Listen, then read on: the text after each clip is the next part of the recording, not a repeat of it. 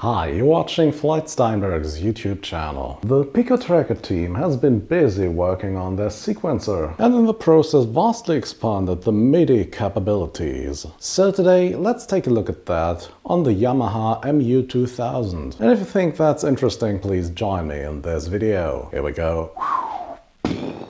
The Picotracker is a battery-powered device capable of sequencing up to 8 tracks with samples, synth plugins and MIDI devices. I want to focus on the latter today and I won't explain the basic navigation on this device again. If you need help with that, please watch one of my previous videos on Picotracker. First, navigate to the setup screen and make sure the MIDI device isn't turned off. In this video, I'm using the TRS interface. You can also use USB if you want to. The TRS MIDI out of the tracker is connected to the 5-pin MIDI in of the MU2000 with an adapter cable. I'll set the tempo to 110 beats per minute in the next menu, then create a chain and a phrase, then enter some simple notes in that phrase, and then go to the instrument tab and change the instrument type to MIDI. We can set the general note length and choose a program number or patch number on the MU2000. Press play and you'll hear the synthesizer playing notes.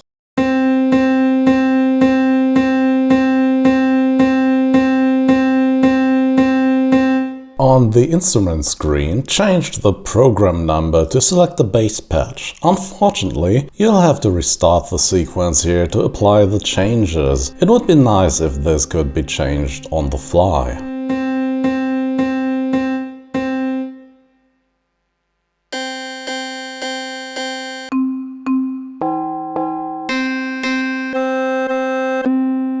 I'm searching for a suitable bass patch here and I'll also edit the bass line to be just a little bit more interesting.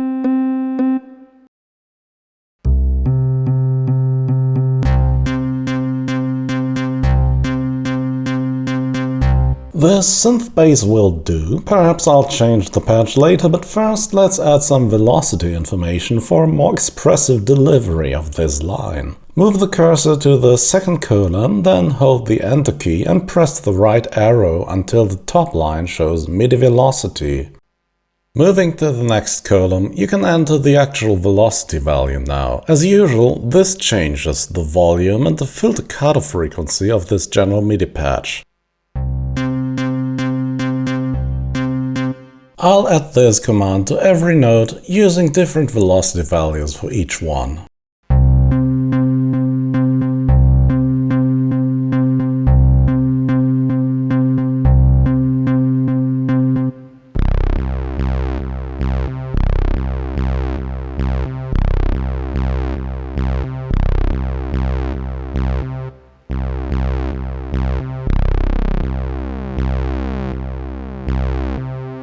Next, let's use MIDI CC to open and close the low-pass filter a bit. Move the cursor to the next column and select MCC. In the rightmost column, you can then specify the CC number and the CC value from left to right. Filter cutoff frequency is on CC 74, which you'll need to convert to a hexadecimal value, so it's 4A. The actual value range is from 0 to 127 or 7F in hexadecimal.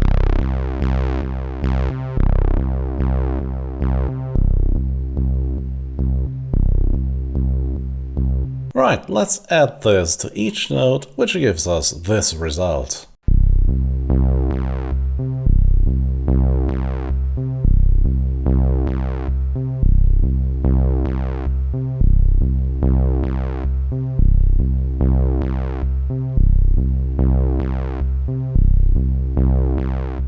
Now let's add a chord track. Once again, create a new chain and phrase and one note. On the phrase screen, select instrument 1. Then go to the instrument screen again and change it to MIDI and select the pad sound. Here it's the classic warm pad.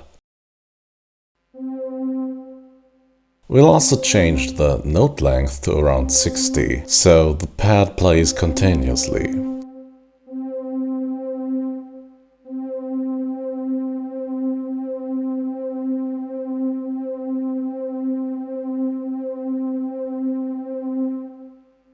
Go back to the phrase screen and select MIDI chord as a command. In the column right of that, you can now enter numbers specifying the pitches of up to 4 more notes relative to the root note you entered in the left column.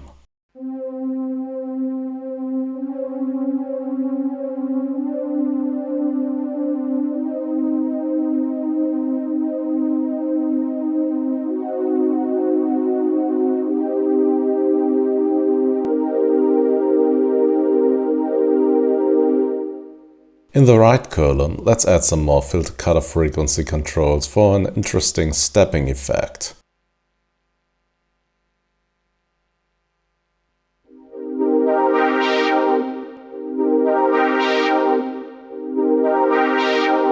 Go back to the song screen and press play to hear it all in context.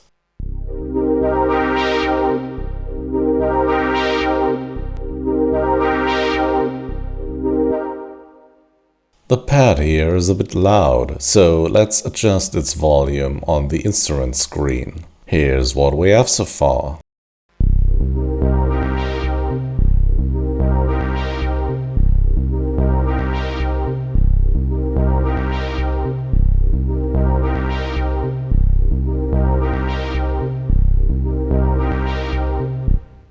Now, drums.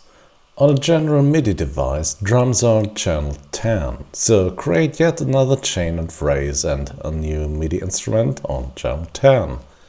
Naming the instrument is always a good idea, because you can use these instruments wherever you want.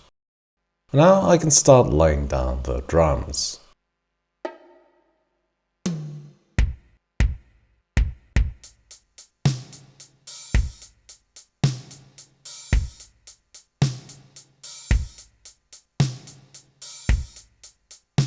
Okay, here's a trick I wanted to show you. Use the chord function to trigger, for example, bass drum and hi-hat on the same slot. This spares you from wasting tracks on the drums.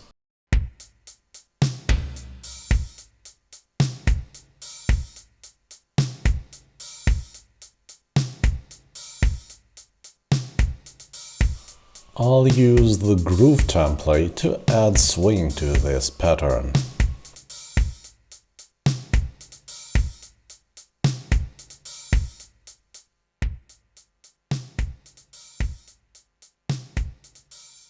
The drums are a bit too loud, so let's mix them down.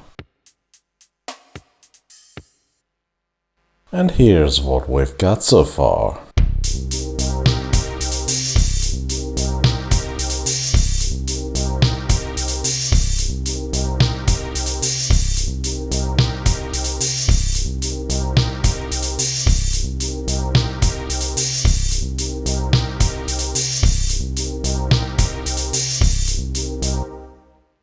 Okay, let's add a couple of things, a chord progression, arpeggiator and so on, and then let's put this to a real life test. And once again, I apologize for not writing a hit song for this YouTube video, but I usually have 2 or 3 days to finish these videos, so there you go.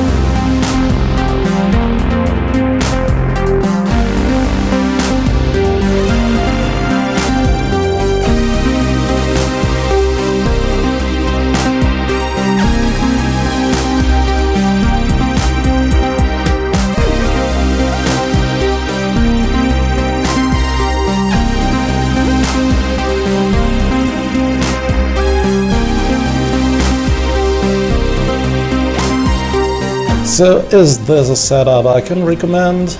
Yeah, not at the moment. While I record this, the Picotracker crashed multiple times on me. Here's an example.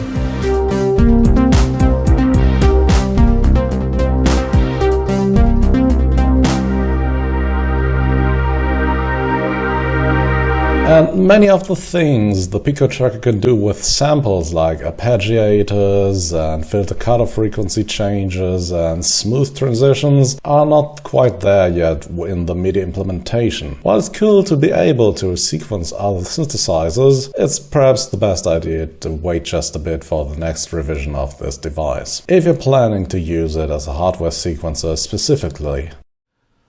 Yep, and that's it for today. The Picotracker as a MIDI sequencer. While shooting this video, the Picotracker often crashed on me, especially when playing back rather complex sequences. But given the frequent firmware updates, here's hope this will be fixed in the next release. So if you think this was a good YouTube video, please do the YouTube thing. And if you want to support what I'm doing here financially, you can do so on Patreon too. But none of that is mandatory. As always, thanks for watching and see you again very soon. Bye bye.